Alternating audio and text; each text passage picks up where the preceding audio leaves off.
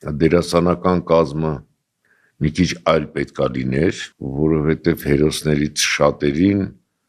պետքա խաղային երգի թատրոնի դերասանները, երգիչները,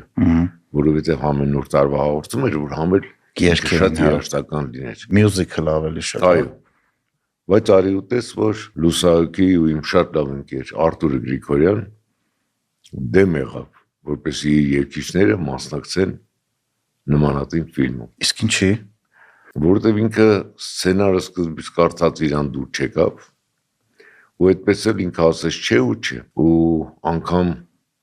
ես իմ ընկերոջ հետ մենք զրույց ունեցանք երկար, բայց չէ, բայց արյուտես ինքը նկարվեց։ Հա։ Դամար Արամոն չկար, Գրիշիկ Աղախանյան չկար, էլի շատ մարդիկ չկային, Շուշան չկար,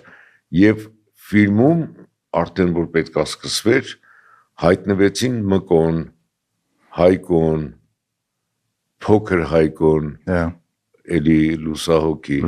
հա։ շատ դերասաններ ու դերասանուհիներ, որոնք չպետք է լինեին։